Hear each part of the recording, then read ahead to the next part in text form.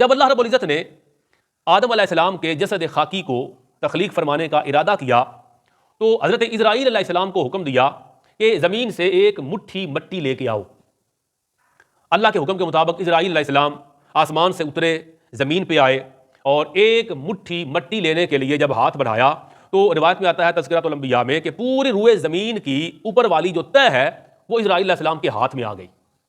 اور وہ جو ساری مٹی ایک مٹھی بھر، ان کی مٹھی بھر تھی، ہاتھ میں آئی تو اس میں 60 رنگوں اور 60 کیفیات کی مٹی تھی، یعنی کو پوری روئے زمین کی اوپر والی تہ تھی، تو اس میں سفید رنگ بھی تھا مٹی کا، کسی جگہ سے سیاہ بھی تھا، کہیں سرخ اور سرخ بھی تھا، کہیں زرد بھی تھا، کہیں پر وہ مختلف کیفیات تھی، نرم مٹی بھی اس میں تھی، کہیں سخت تھی، کہیں میٹھی مٹی بھی تھی، کہیں تلخ تھی، کہیں نمکین تھی مٹی، کہیں کڑوی مٹی تھی، کہیں پھیکی مٹی تھی۔ مطلب کیا کہ مٹی کی مختلف کیفیات اور مٹی کے مختلف رنگ،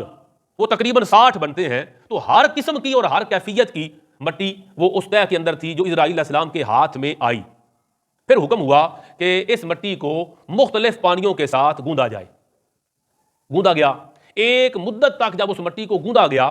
تو وہ مٹی چپکنے والی مٹی بن گئی،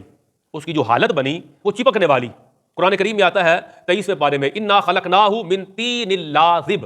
بے شک ہم نے ان کو چپکتی مٹی سے بنایا۔ تو چپکنے والی مٹی یہ اس تخلیق کے مراحل میں سے ایک مرحلہ آیا۔ پھر حکم ہوا ہے اس کو مزید گوندا جائے، مزید گوندا گیا ایک مدت کے بعد تو کیچڑ کی طرح وہ ایک گارا بنا اور بدبودار گارا بنا، وہ مٹی کو مسلسل گوندا گیا۔ پھر وہ مٹی خشک ہوئی تو خشک ہونے کے بعد اب اس کی تیسری حالت بنی، وہ کھنکھناتی اور بجنے والی مٹی بن گئی۔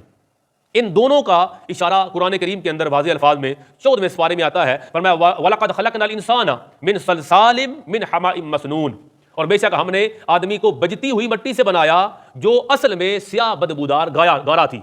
تو پہلے آدم علیہ السلام کو مٹی سے بنایا، جب اس مٹی کو پانی سے گوندا گیا تو چپکنے والی مٹی کی حالت بنی، پھر اسے اور گوندا گیا تو بدبودار گارا بنی، پھر وہ خشک ہوئی تو کھنکھناتی مٹی بن گئی۔ پھر اس مٹی سے آدم علیہ السلام کا پتلا تخلیق کیا،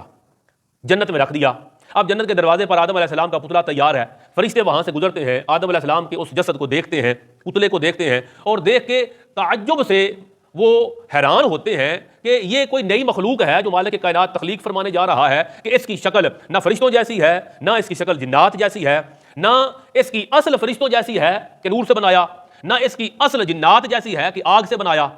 اب فرشتے آدم علیہ السلام کے جسد خاکی کو دیکھ کے حیران ہیں۔